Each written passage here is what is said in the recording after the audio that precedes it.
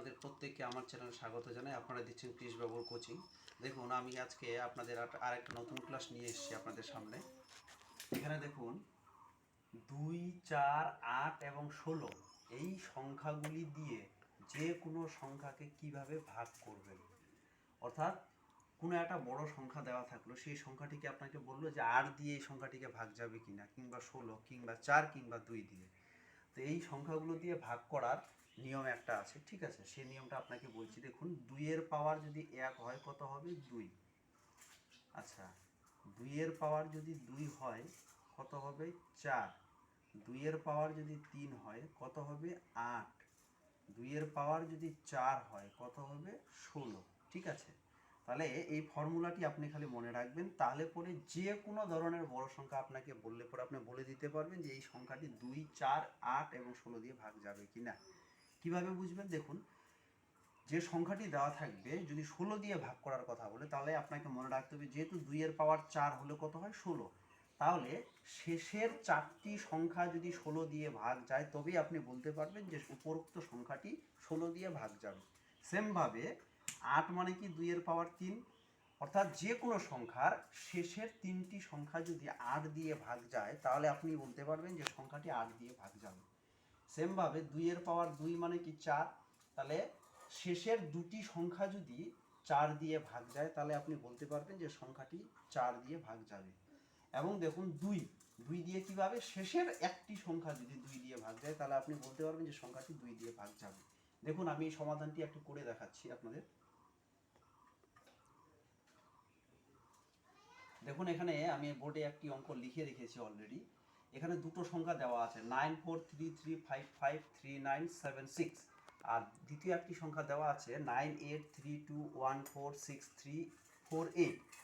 কি বলছে? যে উপরের কোনটি 8 দিয়ে ভাগ যাবে।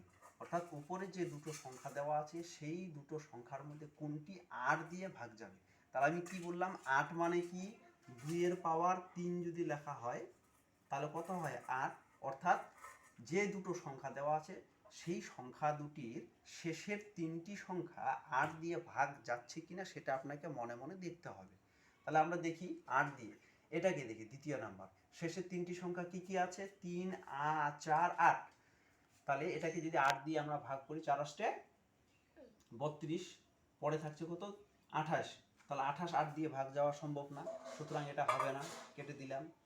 এইবার দেখুন 976, এই সংখ্যাটির শেষে কত আছে? 976। তাহলে এটাকে যদি আমরা 8 দিয়ে ভাগ করার চেষ্টা করি তাহলে 9টাকে যদি 8 দিয়ে ভাগ করি, 8 একে 8, 17, 8 দুগুণ 16, হাত থাকলো 1, 16, 8 দুগুণ 16। অর্থাৎ এই 976টাকে 8 দিয়ে ভাগ করা সম্ভব। তাহলে আমরা এখান থেকে সহজেই বলে দিতে পারি যে এই দুটো সংখ্যার মধ্যে এই সংখ্যাটি 8 দিয়ে ভাগ যাবে। ঠিক আছে? তাহলে আমি আরেকবার আপনাদের রিপিট করে দিচ্ছি যে এই 2, 4, 8 এবং 16 দিয়ে কোনো সংখ্যাকে ভাগ করার কি পদ্ধতি, সবসময় মনে রাখবেন এই জিনিসটা। এই সমীকরণটা আপনারা খাতায় তুলে নিতে পারেন। 2 এর পাওয়ার 1 মানে 2, 2 এর পাওয়ার 2 মানে 4, 2 এর পাওয়ার 3 মানে 8, আর 2 এর পাওয়ার 4 মানে 16। অর্থাৎ 16 দিয়ে কোনো একটি সংখ্যাকে, বড় সংখ্যাকে যদি বলে যে ভাগ যাবে কিনা, তাহলে কি করতে হবে? শেষের 4টি ডিজিট 16 দিয়ে ভাগ যাচ্ছে কিনা।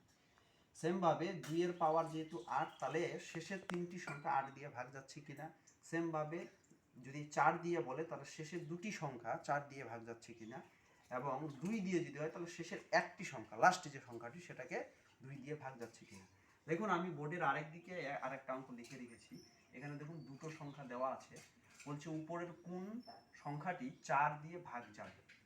তাহলে 4 মানে কি? 2 এর পাওয়ার 2। তাহলে নিশ্চয়ই আমাদের শেষের দুটো সংখ্যা 4 দিয়ে ভাগ যেতে হবে। তাহলে প্রথমে এটাকে দেখি, 4 দুগুণ 8, তারপরে কত পড়ে থাকছে? 6। তাহলে 6কে 4 দিয়ে ভাগ করা সম্ভব না, অর্থাৎ এটা হবে না, ভাগ যাবে না, 4 দিয়ে এটাকে ভাগ করা যাবে না। তারপরে দেখুন শেষে কত আছে? 72। তাহলে 4 আর 8 কত হয়? 72। তাহলে নিশ্চয়ই এই সংখ্যাটিকে আমরা 4 দিয়ে ভাগ করতে পারবো, শেষে যেটার 72 আছে। তাহলে দেখুন কি সহজেই আমরা বের করে নিতে পারবো যে কোনো সংখ্যাকে 4, 2, 8 এবং 16 দিয়ে ভাগ করা যাবে কি না।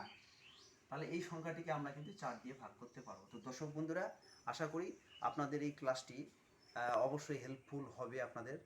আপনারা যারা কারেন্ট ইয়ার এবং আগামী দিনে বিভিন্ন চাকরির পরীক্ষার জন্য প্রিপারেশন নিচ্ছেন, তাদের ক্ষেত্রে এই ক্লাসগুলো অবশ্যই সহানুভূতি এবং অবশ্যই হেল্পফুল হবে।